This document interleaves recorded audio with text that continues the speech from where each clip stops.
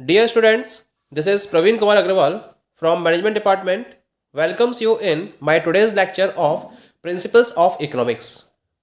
In today's lecture, we will discuss upon the third degree price discrimination. जैसा कि previous lecture में हमने topic start किया था प्राइस डिस्क्रिमिनेशन, इसके कॉन्सेप्ट को डिस्कस किया था हमने। इसके साथ साथ इसके डिग्रीज या इसके टाइप्स को भी हमने डिस्कस किया था, जहां मैंने आपको बताया था कि इसको हम 3 डिग्रीज में डिवाइड कर सकते हैं। First degree price discrimination, second degree price discrimination and third degree price discrimination, जिसमें से फर्स्ट और सेकंड डिग्री प्राइस डिस्क्रिमिनेशन को हमने प्रीवियस लेक्चर में डिस्कस किया था। आज के लेक्चर में हम थर्ड डिग्री प्राइस डिस्क्रिमिनेशन के कॉन्सेप्ट को डिस्कस करेंगे और साथ में ये भी डिस्कस करेंगे कि किस तरीके से प्राइस आउटपुट को डिटरमाइन किया जाता है under the third degree price discrimination situation by the monopolist. पहले बात करते हैं कि थर्ड डिग्री प्राइस डिस्क्रिमिनेशन का कॉन्सेप्ट क्या है। Under third degree price discrimination, a monopolist sets different prices for different markets with different elasticities demand curve. इस type के प्राइस पॉलिसी में जो मोनोपोलिस्ट है वो क्या करता है, डिफरेंट मार्केट्स के लिए डिफरेंट प्राइजेस को सेट करता है। और ये मार्केट्स क्या होते हैं, they are having the different elastic demand curve. तो जब डिफरेंट मार्केट के पॉइंट ऑफ व्यू से डिफरेंट प्राइजेस सेम प्रोडक्ट के चार्ज किए जाते हैं बाय द मोनोपोलिस्ट, तो हम इस प्राइस डिस्क्रिमिनेशन को थर्ड डिग्री प्राइस डिस्क्रिमिनेशन का नाम देते हैं। ऐसा क्यों होता है? क्योंकि जो मोनोपोलिस्ट है इसको अपने जो प्रोडक्ट्स हैं वो किसी एक पर्टिकुलर मार्केट में तो सेल करने नहीं है, बल्कि इसको 2 या 2 से ज़्यादा मार्केट्स में अपने प्रोडक्ट सेल करने होते हैं। अब ये जो मार्केट्स होते हैं ये एक दूसरे से कंप्लीटली सेपरेट होते हैं और हर किसी का जो डिमांड कर्व होता है वो डिफरेंट इलास्टिसिटी को फॉलो करता है। अगर डिफरेंट मार्केट्स में ऑपरेट कर रही है तो हर मार्केट की जो इलास्टिसिटी होती है वो सेम नहीं होती है। Each and every market is working with its proper elasticity. कुछ मार्केट मोर इलास्टिक होते हैं, कुछ लेस इलास्टिक होते हैं, कुछ इनइलास्टिक होते हैं और कुछ मोर इनइलास्टिक भी होते हैं। तो इस तरह से हर मार्केट की अपनी एक प्रॉपर इलास्टिसिटी होती है। अब क्योंकि हर मार्केट की इलास्टिसिटी डिफरेंट होती है तो जो मोनोपोलिस्ट है वो एक यूनिफॉर्म प्राइस पर सारे मार्केट्स में अपने प्रोडक्ट को सेल नहीं कर सकता, यानी कि अपने प्रोडक्ट के यूनिफॉर्म प्राइस को सेट नहीं कर सकता। उसे डिफरेंट मार्केट की इलास्टिसिटी के अकॉर्डिंग प्रोडक्ट के प्राइस को डिसाइड करना होता है। Therefore, the monopolist required to find different price output combination that can maximize his profit in each market। और वो ऐसा क्यों करता है? क्योंकि वो अपने प्रॉफिट को मैक्सिमाइज करना चाहता है। तो इस तरह से वो क्या करता है, डिफरेंट मार्केट में डिफरेंट प्राइस आउटपुट कॉम्बिनेशन को फोकस करता है जिससे कि वो अपने प्रॉफिट को प्रॉपर वे में मैक्सिमाइज कर सके हर एक मार्केट में। इसके लिए क्या करता है, वो अपने मार्जिनल रेवेन्यू और मार्जिनल कॉस्ट को इक्वेट करते हुए चलता है और इस तरह से वो अपने प्रोडक्ट के प्राइस को फिक्स कर लेता है। क्योंकि है क्या, अगर वो एक ही प्राइस डिसाइड कर देगा, अब सपोज करिए कि जो मार्केट इलास्टिक है और वहां प्राइस के बेसिस पर डिमांड में फ्लक्चुएशंस ज़्यादा होंगे, प्राइजेस में थोड़ा सा चेंज होगा तो वहां उसके डिमांड क्या होगी, एकदम से कम हो जाएगी। तो यहां वो प्राइजेस ज़्यादा सेट नहीं कर सकता, कम प्राइस पर उसको अपने प्रोडक्ट को सेल करना पड़ेगा क्योंकि इसकी इलास्टिसिटी ज़्यादा है। लेकिन अगर मैं इन इलास्टिक मार्केट की बात करूंगा तो इन इलास्टिक मार्केट ये बेनिफिट इसको प्रोवाइड करता है। ऐसे मार्केट में ये अपने प्रोडक्ट को हायर लेवल पर सेट कर सकता है, लेकिन वहां उसके प्रोडक्ट की डिमांड क्या होगी, कम होगी, तो उसे कम क्वांटिटी सेल करनी होगी। तो अगर वो यूनिफॉर्म प्राइस सेट करेगा तो जहां उसके चांसेस ज़्यादा सेल होने के होंगे प्रोडक्ट के, वहां उसको सेल कम होगी, प्रॉफिट कम होगा, और जहां उसको प्रॉपर बेनिफिट मिल सकता है वहां वो उतना बेनिफिट अर्न नहीं कर पाएगा। इसी वजह से वो डिफरेंट मार्केट की इलास्टिसिटी को एनालाइज करते हुए उसकी इलास्टिसिटी के अकॉर्डिंग अपने प्राइस आउटपुट को डिटरमाइन करता है।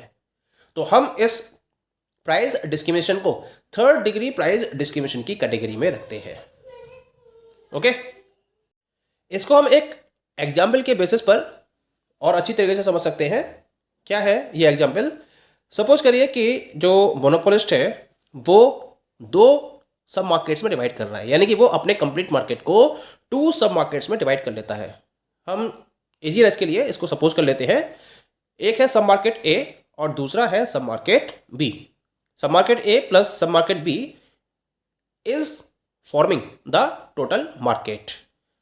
ठीक है, अब सपोज करिए कि जो सब मार्केट ए है, जैसा कि आपको ग्राफ में दिखाई दे रहा है, उसकी इलास्टिसिटी कम है, यानी कि this market is inelastic in nature, जबकि जो मार्केट बी है दैट इज मोर इलास्टिक। सब मार्केट ए की जो इलास्टिसिटी की सिचुएशन है दैट इज इनइलास्टिक, जबकि सब मार्केट बी की जो इलास्टिसिटी है दैट इज इनइलास्टिक। क्लियर? तो यहां मैंने रिप्रेजेंट किया है sub market A, sub market B and total market A plus B. Sub market A के रेफरेंस में this is the average revenue curve of market A that is represented by A R A.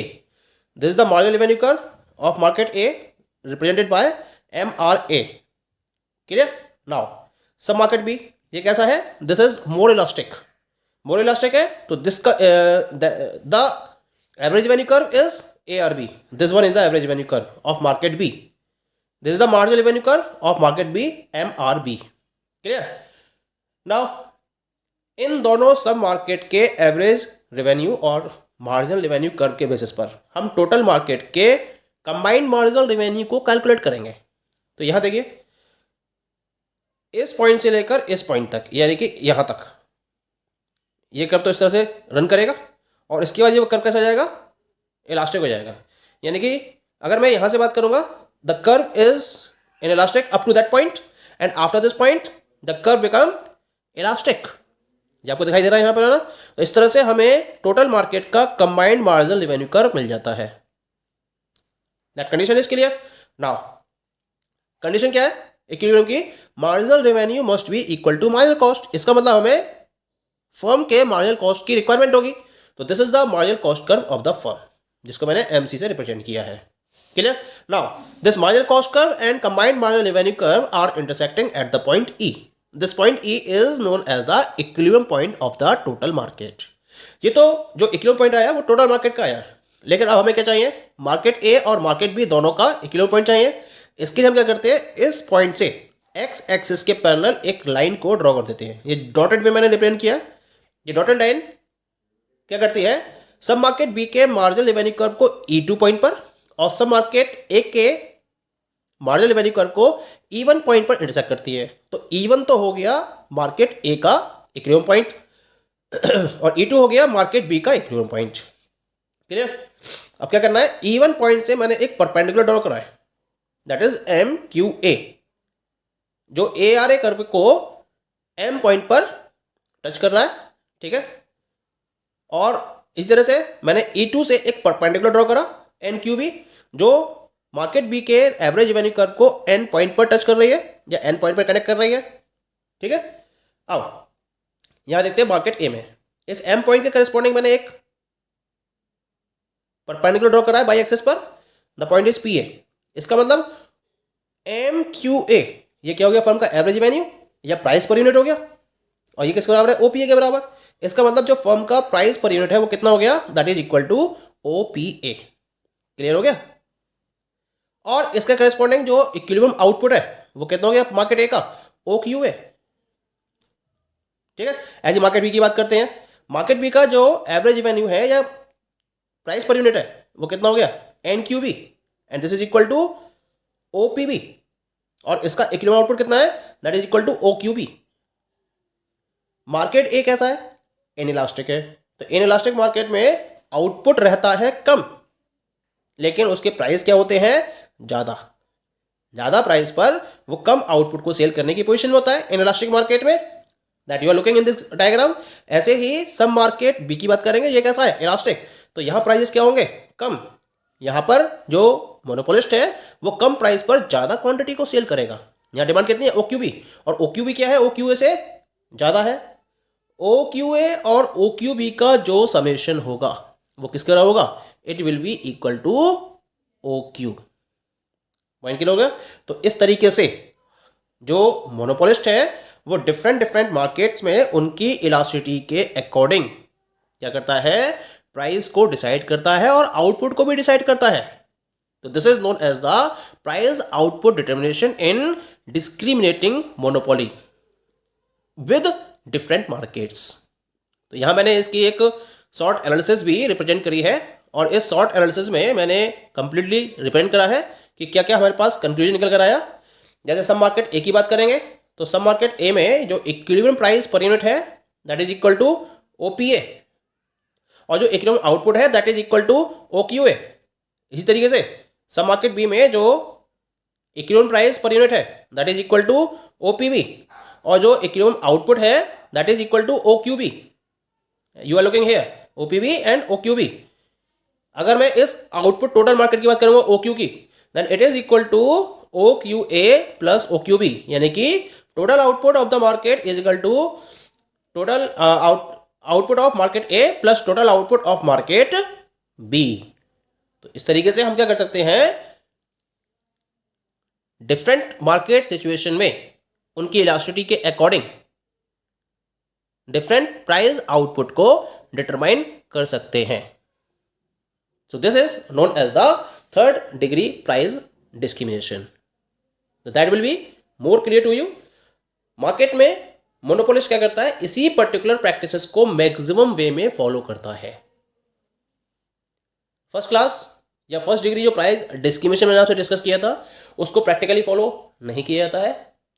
Second degree को mainly utility services में follow किया जाता है और जो third degree price discrimination है इसको कोई भी मोनोपोलिस्ट मैक्सिमम लेवल तक फॉलो करता है, यानी कि मार्केट की इलास्टिसिटी को ध्यान में रखते हुए वो क्या करता है, particular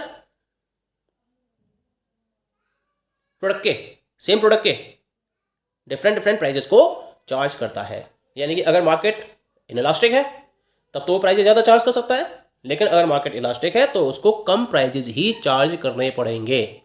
that is very must condition. Okay, so this is about third degree price discrimination. Thank you.